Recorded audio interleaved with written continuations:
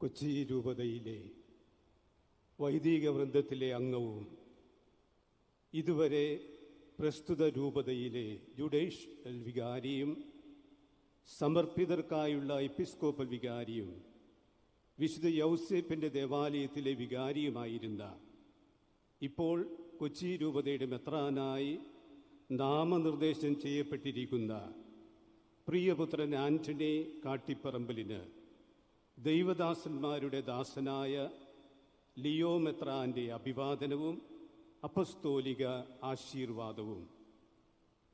Benedict 16 പാപ്പ പഠിപ്പിച്ചതുപോലെ കർത്താവിൻ്റെ വചനത്തിൻ്റെ വിവിധ രൂപങ്ങൾ ഊന്നിപ്പറഞ്ഞുകൊണ്ട് ഏതെല്ലാം വഴികളിലൂടെയാണ് ദൈവം സംസാരിക്കുന്നതെന്നും മനുഷ്യരെ കണ്ടുമുട്ടുന്നതെന്നും നമുക്ക് മനസ്സിലാക്കാവുന്നതാണ്.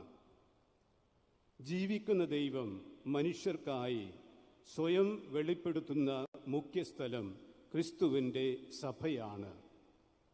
അക്കാരണത്താൽ അവൾ തൻ്റെ ശുശ്രൂഷകരുടെ പ്രവർത്തനം വഴി ഓരോ വിശ്വാസിക്കും മാതാവും ഗുരുനാഥയുമായി ഭവിക്കുന്നു.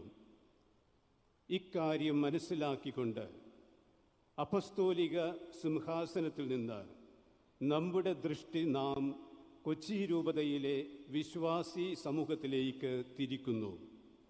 എന്തെന്നാൽ നമ്മുടെ വന്ദ്യനായ സഹോദരൻ ജോസഫ് കരിയിൽ സ്ഥാനമൊഴിഞ്ഞ ശേഷം അവിടുത്തെ മെത്രാൻ സ്ഥാനം ഒഴിഞ്ഞ് കിടക്കുകയാണല്ലോ. ഇടയൻ്റെ അസാന്നിധ്യം മൂലം ആ സമൂഹത്തിന് ഒരു കുറവും വരുവാൻ പാടില്ലല്ലോ. അതിനാൽ പ്രിയപുത്ര, നിന്നെ നാം പ്രസ്തുത ഉത്തരവാദിത്തത്തിലേക്ക് നിയമിക്കുവാൻ ആഗ്രഹിക്കുന്നു. നീ വിവേകത്തിലും ആധ്യാത്മിക ജീവിതത്തിലും ഇതര കാര്യങ്ങൾ കൈകാര്യം ചെയ്യുന്നതിലും മികവ് കാട്ടുകയും ചെയ്യുന്നല്ലോ. നിനക്ക് ഈ രൂപതയുടെ സാഹചര്യങ്ങളെക്കുറിച്ച് നല്ല അറിവും ഉണ്ടല്ലോ.